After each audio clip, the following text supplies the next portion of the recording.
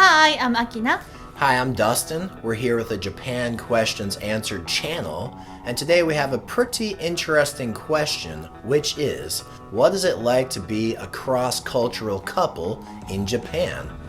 Now, I guess you could say actually in Tokyo, because we are living in the Tokyo area, and I think the culture here might be a little bit different from the rest of Japan, so just keep that in mind.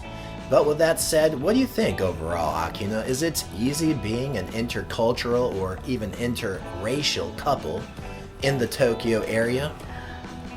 Yeah, I think it's really the same as the other relationships, I guess. Yeah, I think it's not so much of a problem, really. Yeah, it's not that rare, right? Yeah, you see a pretty good number of intercultural couples.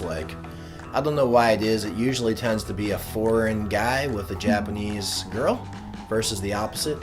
Well, yeah, they say Japanese girls are really high in demand in the dating market, right? I guess, yeah. But even including other Asians, say Chinese or Vietnamese or something, it tends to be the case that it's a foreigner dating a Japanese girl. I don't know why, but anyway, it's pretty common, you know. It's not rare that someone would really bat an eye. Yeah, we have never shushed or anything. Well, yeah, of course. I mean, that would be pretty rude, but people don't shush us or people don't glare at us. I had experiences like that in Korea where people were a little bit rude, but it doesn't really feel that way here. Even someone might think, maybe in their brain, they're thinking that's bad or something, but they don't say anything, they don't do anything. People are very polite and kind to you. So what about what do parents think in general here? Would they be understanding of a cross-cultural relationship? I think parents' ages are kind of getting used to having or seeing international relationships. Okay. But they might not be too happy if that was the case of their own son or their own daughters. Yeah. So it was kind of lucky that my parents aren't like that. Yep. But you'd want to keep that in mind if you were going to date someone.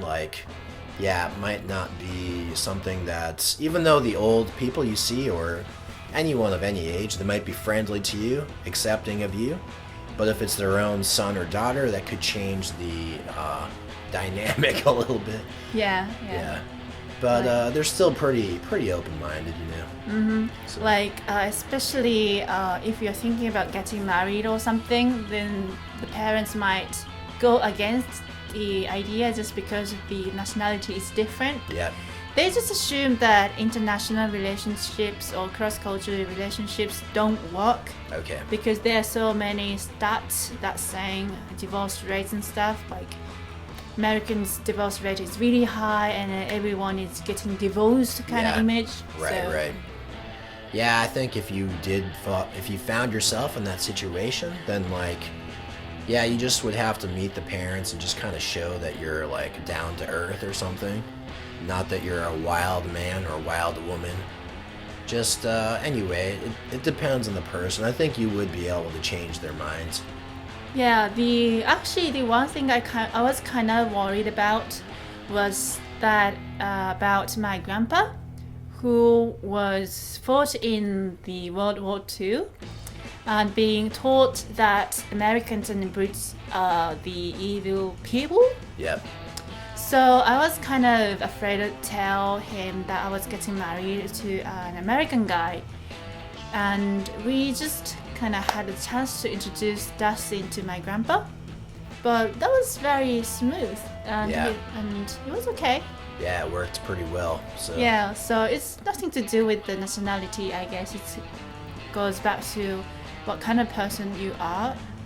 I think they're willing to change their minds here if they see that you're behaving pretty down to earth and chilled, because probably their impression of foreigners is wild party animals or something like that. Yeah, there are some people like that here too, especially young young Westerner who is not really thinking about getting settled in Japan, just trying to have fun in Japan. Could be just very casual about relationships and stuff. So parents have these ideas sometimes, and that's the reasons the parents get really worried about usually. Yep. And for Japanese side, Yep. there are some people who do have some international cross-culture couples around, but some people who don't speak any chance to English kind of people, it's kind of rare to know someone who is in this kind of relationship. So they might kind of get curious. So they would ask like, what kind of language do you speak with your fiance, or like, does he like sushi? Yeah. Can he use chopsticks and stuff that like kind that? of stuff. They just have no frame of reference, like she mentioned. Like if you speak English, so you tend to have other Japanese friends who speak English. Yeah. Just how it is, right? Mm-hmm. And so, but the other ones who don't, then they tend to have friends who don't, so they don't really know what the foreigner person is like, you know? So I told someone that I was getting married, and the fiance is not Japanese and he's American. Then the person was like, "Oh my god, really? That's cool! Like I have no international couple or who got married to a foreigner, so that's very cool to have someone getting married to a foreigner just this close." He or she? It's she. She thought it was cool. That's good. So she thought it was cool to be in this kind of relationship, but there will be some people too who don't perspect that in that positive way. Okay. Some people might think that I'm like a Western wannabe wild woman. Yeah, wild child or something, like a crazy party animal. Yeah. And as being with an American who is supposed to be kind of lovey-dovey compared to Japanese, he does PDA. Yeah, I think it just depends on the person, but basically PDA is not as common in Japan. It's like a pretty conservative culture here. But some people do, some Japanese people do, and it depends on the person you're dating, whether or not they like to do that. But at least I like to hold hands with Akina. And I usually, like, if I kiss her, it's just on the forehead or something like that, or I hug her. But, like, I guess it was kind of funny the one day because we were at the train platform, and there was a lot of, like, people coming from work, I guess. It was kind of busy in there. Not that busy, it was. Oh, really? I guess it's all blending into the same memory right now. But basically, I think I gave her a kiss on the forehead and went like that with a loud sound. And the dude in front of us was like, I guess that sound, he really picked up on it, you know? Usually there's a lot of sounds in Japan, and I feel like they're kind of immune to loud sounds because there's always these sounds in the train station, like loud trains, loud sirens, warning bells when the train's about to leave. And there are lots of machines that talks. Yeah, so many sounds all the time, so I thought no one would react. Even a friend of mine, he makes random sounds in public just to see if anyone notices. He's kind of crazy, but yeah, like, usually no one notices, but that guy noticed real quick when I made that little kiss sound. He was like really quick to make his sound like, what the? Yeah, he turned quick, like, it was almost like a knee-jerk reaction, you know, like he got trained. He had PTSD or something. But anyway, basically, yeah, I guess they don't know what to expect, so they might have a positive or a negative feeling, but it's just based on not knowing. Yeah. And then in some cases, people don't know how to interact with me. So if we're in a restaurant and if I order something in Japanese, the staff might like reply but look at Akina. I don't really care. I guess it bothers some people. I don't really care. I think it's kind of cute or funny. I think it's something to do with kind of being afraid of speaking English or not being able to understand his English if he says anything in English. So it's nothing to do with racism or anything, but like it's just the fact that people are not really used to speaking English here.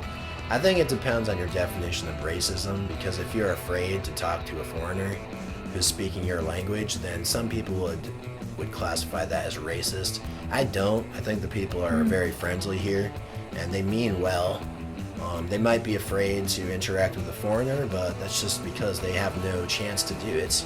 They don't come from a multicultural society where where they interact with many people from many cultures. So I think everyone's quite nice to me. And yeah, I think it's not too hard to be a cross-cultural or interracial couple in the Tokyo area.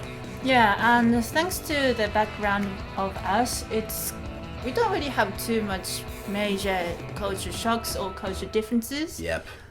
I would say very compatible. Very compatible. Yeah. Almost too compatible. So I think this is how it feels to be in international relationships in Tokyo. Yep. And it's nothing too surprising or weird, but I think it's fun if you find a good person. You can learn each other's culture and languages too.